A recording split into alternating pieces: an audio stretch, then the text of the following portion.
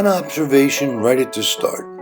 It has been the consistent policy of the United States under both Republican and Democratic presidents that the West Bank settlements are an obstacle to peace. For decades, the United States has been voting in contradiction to its own stated position in order to placate Israel. It is because this forum too often continues to be biased against Israel, because there are important issues that are not sufficiently addressed in this resolution, and because the United States does not agree with every word in this text, that the United States did not vote in favor of the resolution. But it is because this resolution reflects the facts on the ground and is consistent with U.S. policy across Republican and Democratic administrations throughout the history of the State of Israel that the United States did not veto it.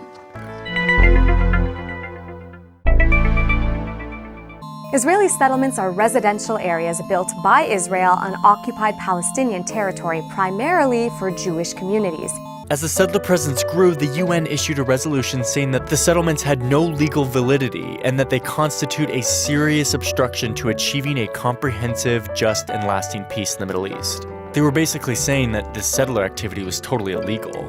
You are entrenching Israeli control over a territory where Palestinians live under military law, lack free movement, are not citizens in the state in which they live, and lack the right to vote for the government of their country. And where Jews have all of those rights. Many of the settlements, according to the Israeli government, are built on Palestinian, individually owned Palestinian land. What settlement growth means is that you essentially use the fact that they are non-citizens to take that land from them and give it to Israeli Jewish settlers. That's morally wrong. And many of Israel's own leaders have said it's very bad for Israel. The number of Israeli settlers on occupied Palestinian land has actually doubled to 500,000. There has been so much tension between the two governments lately. The Israeli Prime Minister's uninvited visit to Washington, uninvited, of course, by the Obama administration. His speech before U.S. Congress, where he blasted the Obama administration's diplomatic efforts with Iran. Washington is now hinting it may withdraw its support for Israel at the United Nations over the issue of Palestine. The relations have eroded to the point where the U.S. may change its long-standing policy of blocking all UN Security Council resolutions on the conflict between the Israelis and the Palestinians.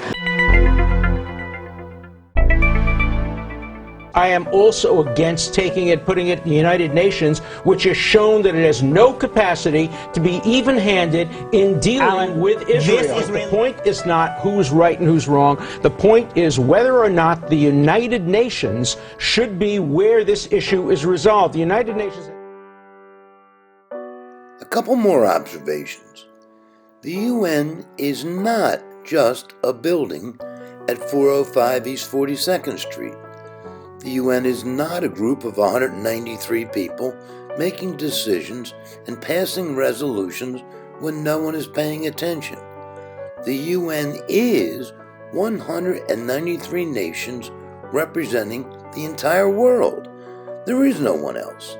If 193 governments challenge your opinion and virtually no one agrees with you, it might be time to reevaluate.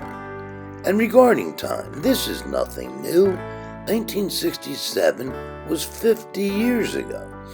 UN Resolution 446, condemning the settlements, passed in 1979, or fully 37 years ago.